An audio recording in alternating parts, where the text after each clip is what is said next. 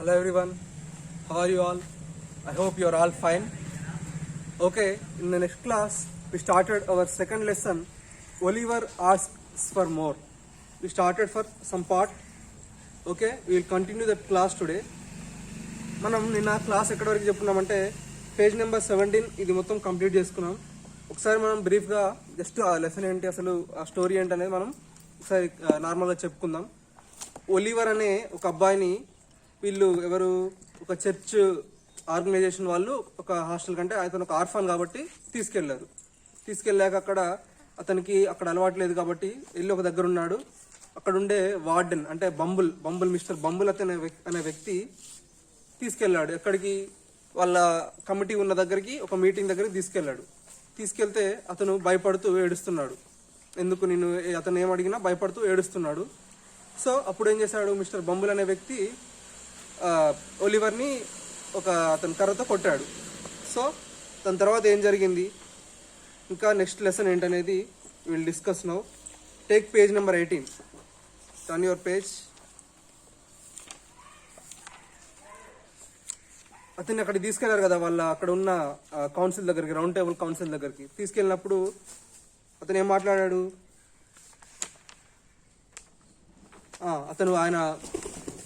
అతని బిహేవియర్ని బట్టి అక్కడున్న జెంటిల్మెన్ అందరూ ఒలివర్ ఈజ్ ఏ ఫూల్ అన్నారు.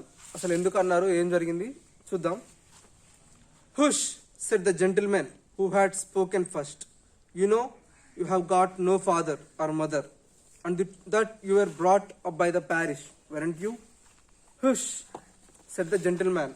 ఫస్ట్ మాట్లాడిన ఒక కాన్ఫరెన్స్లో మాట్లాడిన ఒక వ్యక్తి ఉన్నాడు కదా, you know you have got no father or mother, నీకు తల్లి తండ్రి ఇద్దరూ లేరు. And that you are brought up by the parish, weren't you? నిన్ను తీసుకొచ్చింది ఎవరు ఇక్కడికి, ప్యారిష్ అంటే ఇక్కడ పనిచేసే వాళ్ళు నిన్ను ఒక అనాథవు కాబట్టి ఇబ్బంది పడుతున్నావు అని తీసుకొచ్చారు, అవునా కాదా? వెరంట్ యూ అంటే నిజమేనా కాదా అని క్వశ్చన్ చేస్తున్నారు. ఎవరిని? ఒలివర్ని. Yes sir replied Oliver weeping bitterly. అవును సార్ అని వీపింగ్ బిట్టర్లీ అంటే ఏడుస్తున్నాడు. అతను కొట్టాడు కదా, కొట్టేసరికి మీరు ఏదన్నా ఆ క్వశ్చన్ అడిగేటప్పుడు మీరు బాధపడితే ఎట్లా చెప్తారు, ఒకవేళ మీకు బాధ ఉన్నా కానీ లేకుంటే ఏడుస్తున్నా కానీ మళ్ళీ క్వశ్చన్ అడుగుతుంటే ఆ విధంగా. బిట్టర్లీ అంటే తెలుసు కదా, బిట్టర్ అంటే చేదుగా ఏడవడం కాదు ఇది మీనింగ్. ఈ సెంటెన్స్కి ఎలా సెట్ అంటే వీపింగ్ క్రయింగ్, ఏడుస్తున్నాడు. ఎట్లా ఆన్సర్ చెప్పాలో తలంచుకొని ఇట్లా ఏడుస్తున్నాడు. What are you crying for inquired the gentleman in the white waistcoat. అప్పుడు what are you crying for, నువ్వు ఎందుకు ఏడుస్తున్నావని అక్కడ వైట్ కోట్లో ఉన్న ఒక జెంటిల్మెన్, ఇంక్వైరీ అంటే తెలుసు కదా, ఇంక్వైరీ అంటే అడగటం, ఇంక్వైర్ అంటే అడిగాడు, ఎందుకు నువ్వు ఏడుస్తున్నావు, నువ్వు ఏడవడానికి కారణం ఏంటని ఒలివర్ని అడిగాడు. I hope you say your prayers every night, said another gentlemen in a gruff voice, and pray for the people who feed you and take care of you like a Christian. I hope నువ్వు ఇప్పటి నుంచి అయినా ప్రతిరోజు prayer చేస్తూ ఉంటావు. ఎవరికి? నీకు. Said గ్రఫ్ voice అంటే ఒక గంభీరమైన వాయిస్లో చెప్పాడు. ఎవరినంట ప్రేయర్ చేయాల్సింది? ప్రే for the people who feed you, నీకు తిండి పెట్టే వాళ్ళకి, నీకు అన్నం పెట్టే వాళ్ళ కోసం నువ్వు ప్రేయర్ చేయాలి.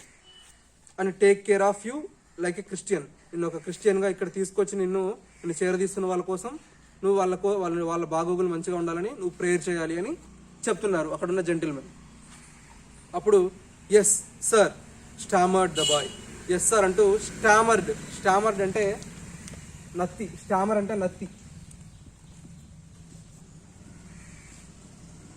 స్టామర్డ్ నత్తి అంటే కొంచెం ఆ టైంలో అట్లా ఎస్ అని అట్లా చెప్పుకుంటూ వచ్చాడు. ఎస్ సార్, స్టామర్డ్ అంటే నత్తి, అండర్లైన్ చేసుకోండి అది కూడా వర్డ్. ఇంకా పైన వీపింగ్ ఒకటి, ఇంక్వైర్డ్ కూడా అండర్లైన్ చేసుకోండి. Well, you have come here to be educated and taught a useful trade, said the red-faced gentleman in the high chair.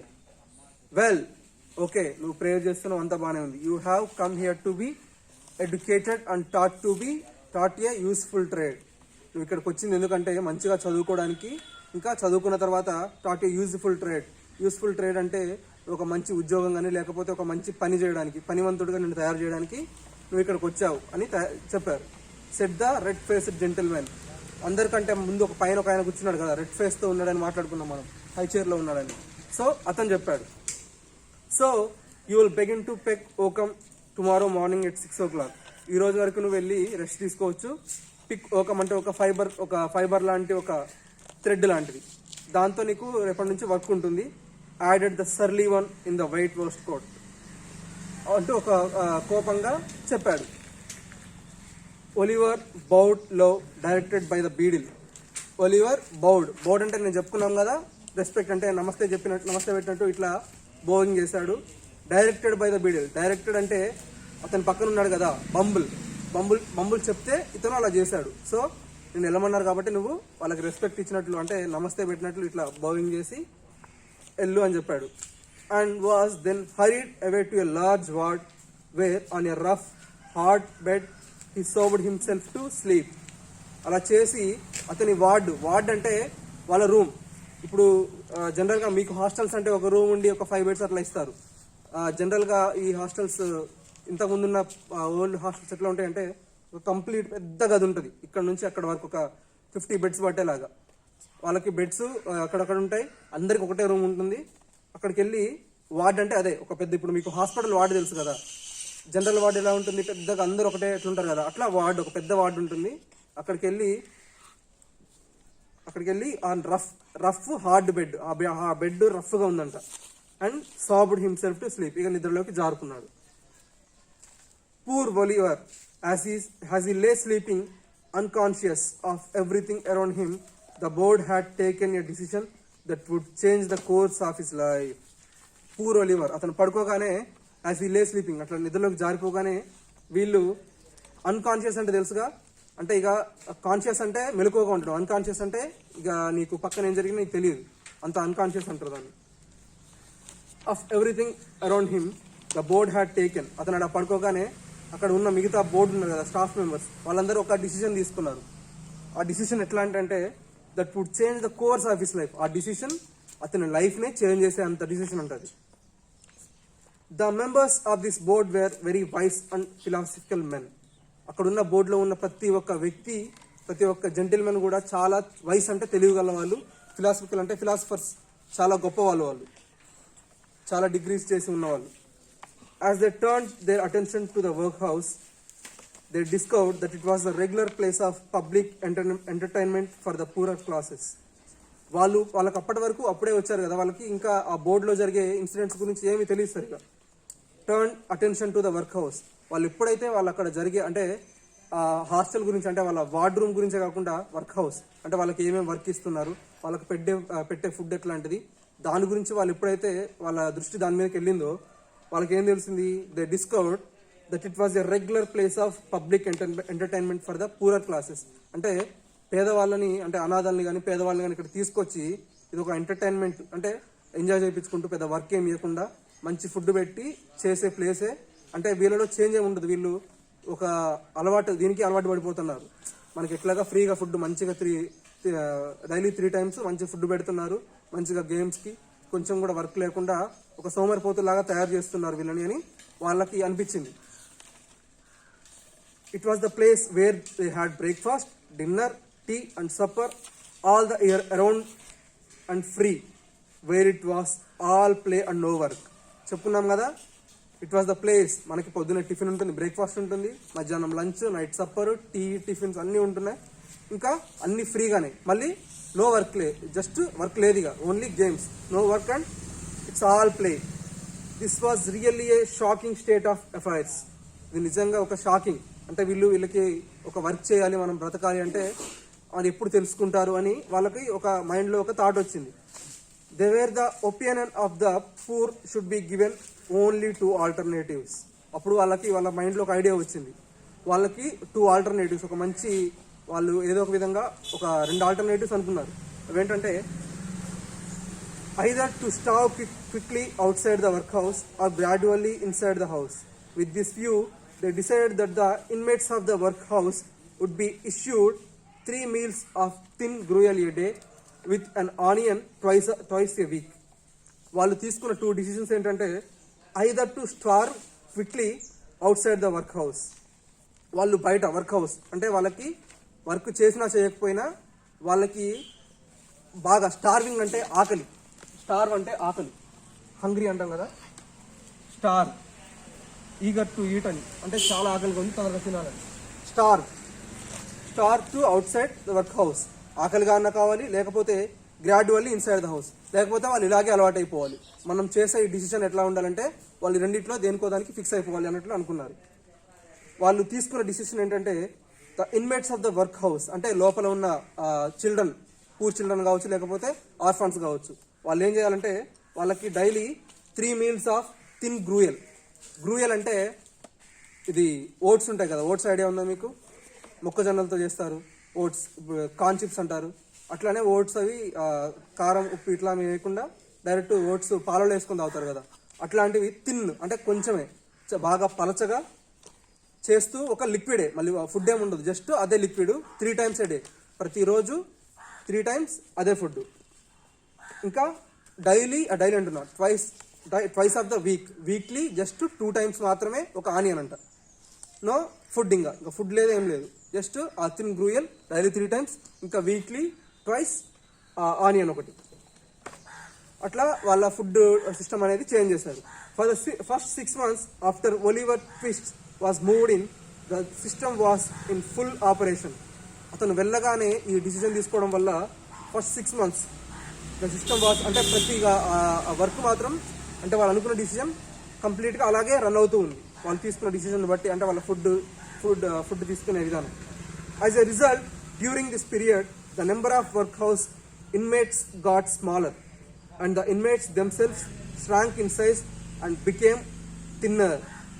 ఇట్లా చేయడం వల్ల ఈ 6 months డ్యూరింగ్ దిస్ పీరియడ్, అంటే ఆ టైంలో ద నెంబర్ ఆఫ్ చాలా మంది వర్క్ హౌస్లో ఉన్న ప్రతి ఒక్కళ్ళు చాలా వరకు ఇన్మేట్స్ అంటే చెప్పాం కదా, అక్కడ ఉండే మేట్స్ అంటే ఫ్రెండ్స్ లాగా, అక్కడ ఉండే కొలీగ్స్ అంటారు కదా, ఆఫీస్లో చేస్తే కొలీగ్స్ అంటారు, మీతో మీ స్కూల్లో ఉంటేనేమో మీతో తోటి స్టూడెంట్స్ అంటారు, ఇక్కడ వర్క్ హౌస్లో ఉంటున్నారు కాబట్టి ఇన్మేట్స్ అంటారు. వాళ్ళందరూ గాట్ స్మాలర్, చాలా తగ్గిపోయారంట. And the inmates themselves shrank in size. Shrank అంటే పల్చగా తగ్గిపోవడం, అసలు ఇంత లడ్డుగా ఉన్న కూడా చాలా తగ్గిపోయి బికేమ్ థిన్నర్, సన్నగా అయిపోయారంట. The room in which the boys were fed was a large stone hall with a big copper bowl at the one end, out of which master, dressed in an apron for the purpose and assisted by 1 or 2 women, ladled the gruel at meal time. The room which, వాళ్ళకి food పెట్టే room ఉంటుంది కదా, అంటే మనం అనుకున్నాం కదా gruel ఇస్తారని, ఆ రూమ్ ఎలాంటిదంటే పెద్ద స్టోన్ హాల్ అంట, మొత్తం రాళ్లతో కట్టబడిన place with big copper bowl. అంటే వాళ్ళకి గ్రూయల్ అనుకున్నాం కదా, దాన్ని తయారు చేయడానికి పెద్ద copper bowl at one end, out of which master dressed in apron. Apron అంటే ఒక డ్రెస్ కోడ్ అనమాట. ఆప్రాన్ అంటే డ్రెస్ కోడ్, ఒక డ్రెస్. వాళ్ళు వంట చేసే వాళ్ళు వేసుకుంటారు కదా అట్లా పైన ఒక కోట్ లాగా, ఆ వేస్ట్ కోట్ ని ఆప్రాన్ అంటారు. ఆప్రాన్ అంటే ఓన్లీ అది వేసుకునేదే కాదు, ఎవరికైనా ఒక డ్రెస్ కోడ్. ఇంజనీరింగ్ కాలేజ్లో ఏంటంటే ల్యాబ్కి వెళ్ళేటప్పుడు వైట్ కోట్ వేసుకుంటారు, దాన్ని కూడా ఆప్రాన్ అని అంటారు. డాక్టర్లు వేసుకుంటారు వైట్ కోట్, దాన్ని కూడా ఆప్రాన్ అని అంటారు. ఇంకా వెల్డింగ్ చేసే దగ్గర కొంతమంది బ్లూ కోట్ వేసుకుంటారు, దాన్ని కూడా ఆప్రాన్ అని అంటారు. And assisted by 1 or 2 women, అంటే దాంతో ఆయన ఒక్కడే కాకుండా ఆయనకి ఇంకా 2 అసిస్టెంట్స్ ఉన్నారు, 2 assistant women. Ladled the gruel at meal time. Ladled అంటే పెద్ద గరిటె ఉంటుంది కదా, ఆ గరిటె పట్టుకొని ఆ గ్రూయల్ దగ్గర తిప్పుతూ ఉన్నారు. Of this festive composition, each boy had 1 basin full and no more, except on occasions of great public rejoicing, when he had 2 ounces and a quarter of bread besides. Only festivals అప్పుడు మాత్రమే, ఎప్పుడు జనరల్గా 3 times అదే gruel వాళ్ళకి ఇస్తుంటారు, ఇంకా twice a week మాత్రమే వాళ్ళకి ఆనియన్ ఇస్తారు. ఫెస్టివ్ కంపోజిషన్, ఫెస్టివ్ రోజు మాత్రమే each boy had 1 basin full and no more, except on occasions of great public rejoicing. ఆ రోజు ఫెస్టివల్స్ అంటే ఎక్కువగా పబ్లిక్ గ్యాదర్ అవుతూ ఉంటారు కాబట్టి ఒక బేసిన్ నిండా వాళ్ళకి ఇంకా అదే ఫుడ్ ఒక బేసిన్ నిండా తీసుకొస్తారు. ఇంకా quarter of bread beside. Bread ఎంత ఉంటుందో తెలుసు కదా, ఇంత ఉంటుంది బ్రెడ్. ఆ బ్రెడ్లో క్వార్టర్ అంటే ఎంత ఉంటుంది, 1/4 పార్ట్, అంత పార్ట్ తీసుకొచ్చి ఆ రోజు ఫెస్టివల్ రోజు ఒక స్పెషల్గా వాళ్ళకి ఇస్తారంట. ఆ రోజు కూడా ఫుల్ బ్రెడ్ ఇవ్వరు వాళ్ళకి, వాళ్ళు వస్తారు కాబట్టి అట్లా ఎక్కువ మంది పబ్లిక్ గ్యాదర్ అవుతారు కాబట్టి అట్లా ఒక బ్రెడ్ ఇస్తారు. Next, the basins never wanted washing. ఆ బేసిన్స్ ని, వాళ్ళు తినే బేసిన్స్ ఉంటాయి కదా, అవి వాళ్ళు వాష్ చేయరంట. The boys polished them with their spoons till they shone again. వాళ్ళు ఏం చేస్తారంటే ఆ బేసిన్స్ ని, వాళ్ళకి ఇచ్చే స్పూన్స్ ఉంటాయి కదా తినడానికి, వాటితోనే షైన్ చేస్తూ ఉంటారు. అంటే దాంట్లో ఉన్న కొంచెం కూడా ఫుడ్ కనిపించకుండా ఆ స్పూన్ తోనే షైన్ అయ్యే వరకు దాన్ని క్లీన్ చేస్తూ ఉండాలంట. When they had performed this operation they would sit staring at the copper bowl with such eager eyes. అది తిన్న తర్వాత ఫుడ్ ఆ బౌల్ ని క్లీన్ చేస్తూ ఉంటారు కదా స్పూన్స్ తోటి. అది చేసేటప్పుడు అక్కడ కాపర్ బౌల్ ఉంటుందని చెప్పుకున్నాం కదా, దాంట్లో ఆ లిక్విడ్ ఫుడ్, దాన్ని సచ్ ఈగర్ ఐస్ అంటే దాంతో ఒక ఆతృతగా చూస్తూ ఉంటారు. దేనికి? As if they could have divide a big bowl itself and give everything in it. వాళ్ళ లోపల ఎలా ఉండేదంటే అది క్లీన్ చేసుకుంటూ దాన్ని చూస్తూ, అబ్బా ఆ బౌల్ మొత్తం మాకే ఇస్తే ఎంత బాగుంటుందో, అది మొత్తం ఒక్కసారి తినేయొచ్చు అనే అంత డివోడ్, అంటే చాలా నాకు అంతా తినేయాలనేంత ఆశ. At the same time they sucked their fingers most carefully to catch up any stray splashes of gruel that might have stuck thereon. అంతే, అది చూసుకుంటూనే ఇంకా వాళ్ళ బౌల్ ఉంది కదా, వాళ్ళు ఉన్న బౌల్లో ఇంకేమైనా చిన్నగా ఏమైనా లిక్విడ్ పార్ట్స్ ఏమైనా మిగిలినాయా, దాన్ని కూడా ఫింగర్స్తో ఇట్లా చేతితో తీసుకుంటూ కంప్లీట్గా కొంచెం కూడా ఉంచకుండా మొత్తం ఇట్లా ఫింగర్ నోట్లో పెట్టుకొని లాగేసేవాళ్ళు అనమాట. Boys have generally excellent appetite. Boys ఎవరైనా జనరల్గా ఫుడ్ తినడానికి చాలా ఇష్టపడుతూ ఉంటారు. అందులో ఆకలితో పాటు వాళ్ళు కొంచెం తినేదే కొంచెం, మళ్ళీ దాంతోపాటు అది షైన్ అయ్యే వరకు దాన్ని క్లీన్ చేస్తూనే ఉండాలి. తింటారు, వెంటనే క్లీన్ చేస్తూనే ఉంటారు. Oliver twist and his companion suffered the tortures of slow starvation for 3 months. Oliver ఇంకా హిస్ కంపానియన్స్ అంటే మేట్స్, అదే ఇందా చెప్పుకున్నాం కదా ఇన్మేట్స్ అని. కంపానియన్స్ అంటే అతను తోటి వాళ్ళు, కంపానియన్స్ తోటి ఫ్రెండ్స్ కావచ్చు, అక్కడ ఉన్న mates, companions. Suffer the torture, చాలా టార్చర్కి గురయ్యారు. అంటే ఇప్పుడు పొద్దున ఎప్పుడో కొంచెం లిక్విడ్ పోసి మళ్ళీ మధ్యాహ్నం మళ్ళీ ఈవినింగ్ అట్లా చేసే వరకు ఆకలి తట్టుకోలేకపోయారు. At last they got so voracious and wild with hunger that one boy who was tall for his age and hadn't been used to that sort of thing got so voracious. అసలు ఆ situation తట్టుకోలేకపోయారు. ఎలాగైనా నాకు ఇంకా food కావాలని అనుకున్నారు లోపల. With wild hunger, చాలా ఆకలి. అసలు ఇప్పుడు మీరే ఉన్నారు, పొద్దునే ఒక గ్లాస్ పాలు తాగొచ్చారు, పొద్దునంతా వర్క్ చేయించారు, మధ్యాహ్నం మళ్ళీ ఒక గ్లాస్ పాలు ఇచ్చారు, మళ్ళీ వర్క్ చేయించారు, నైట్ ఒక గ్లాస్ పాలు తాపించి మళ్ళీ వర్క్ చేయించారు. మీకు ఆకలి ఎలా ఉంటుంది? తట్టుకోగలరా? మీకు ఫస్ట్ వద్దులే అనుకుంటారేమో, కానీ తర్వాత ఆకలికి తట్టుకోలేదు. సో అట్లా ఉండేదంట అక్కడ. అందులో మళ్ళీ అతను who has tall for his age, చాలా మంచి ఏజ్ ఉన్న వ్యక్తి, ఇంకా వాళ్ళ డాడీ ఉన్నంత కాలం కూడా అట్లాంటి కష్టమే అతనికి తెలియలేదంట. ఫుడ్లో కానీ అతను దేంట్లో కానీ అతనికి అట్లా కష్టపడాలి అంటే ఫుడ్ కోసం అంత ఇబ్బంది పడిన రోజు లేదంట. హింటెడ్ డార్క్లీ టు హిస్ కంపానియన్స్, అది వాళ్ళ ఫ్రెండ్స్కి చెప్పుకుంటూ వచ్చాడు. నేను ఎప్పుడు ఇలా లేను, మా డాడీ ఉన్నప్పుడు నేను నా ఫుడ్ కానీ అంతా చాలా నాకు బాగుండేది, ఏ కష్టం తెలియకుండా పెంచారు అని చెప్తున్నాడు. That unless he had another basin of gruel per day, he was afraid he might some night happen to eat the boy who slept next to him. ఒకవేళ ఇలాగే కంటిన్యూ అవుతుంది. That unless he had another basin, ఒకవేళ ఈ రోజు ఇది ఒక బేసనే కాకుండా రోజు ఇంకా నాకు యాడ్ అవ్వలేదు అనుకో, ఎప్పుడో నేనే నా పక్కన కూర్చున్న వాళ్ళ బేసన్ గుంజుకొని తినేస్తానేమో, తాగేస్తానేమో అని చెప్తున్నాడు. Who happen to be a weekly youth of tender age, వాళ్ళ సేమ్ ఏజ్ లో ఉన్న వ్యక్తియే తీసుకొని తాగేస్తా అని చెప్తున్నాడు. He had a world hungry I and they believed him. అతను చెప్పిన మాటలు చూస్తుంటే చాలా ఆకలికి తట్టుకోలేక అంత వైల్డ్నెస్ అనేది కనిపిస్తుంది. ఎలాగైనా అడుగుతాడు, లేకపోతే తీసుకొని తాగేస్తాడు అనే ఆయన కళ్ళల్లో వీళ్ళకి కనిపించింది మిగతా తోటి కంపానియన్స్ లో. అండ్ దే బిలీవ్డ్ హిమ్, వాళ్ళందరూ నమ్మారు. A council was held, lots were cast as to who should walk up to the master after that supper evening. వాళ్ళందరూ కూర్చొని అట్లా అనుకొని ఒక కౌన్సిల్ అంటే వాళ్ళకు మీటింగ్ పెట్టుకున్నారు. అక్కడ ఉన్న కంపానియన్స్ అందరూ మాట్లాడుకొని కాస్ట్ ఎవరైతే మాస్టర్ దగ్గరికి వెళ్ళి అడగలరు, అంత డేర్ కానీ ధైర్యం కానీ ఎవరికి ఉంది అని ఒక మీటింగ్ లాగా పెట్టుకున్నారు.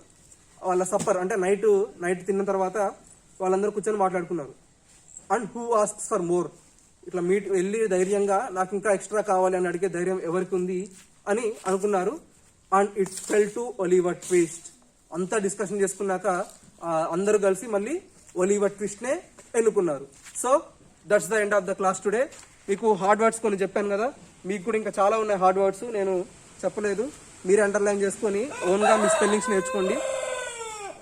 కొన్ని మీనింగ్స్ కూడా మీరే చెప్పాను కదా, దేనికి స్టార్వింగ్ అంటే ఏంటి, హంగ్రీ అని, స్టామర్డ్ అంటే లత్తి అని, కంపానియన్స్ అంటే మనతో ఉండే మేట్స్, అంటే మన తోటి మిత్రులు, తోటి companions. So that's the end of the class today. ఇంకా మీకు నిన్న ఇచ్చిన వర్క్ చేశారా? ఇక్కడ నిన్న మనం లెటర్ చెప్పుకున్నాం కదా, మీ ఫ్రెండ్స్కి మీ ఓన్గా లెటర్ రాయమని చెప్పాను. సో రాయండి. ఇది కూడా ఇంకా మీకు కొంతమంది చేశారు. 5 ఫ్యామిలీస్ గురించి ఈ వర్క్ కూడా మీరు చేయండి. So that's okay, bye.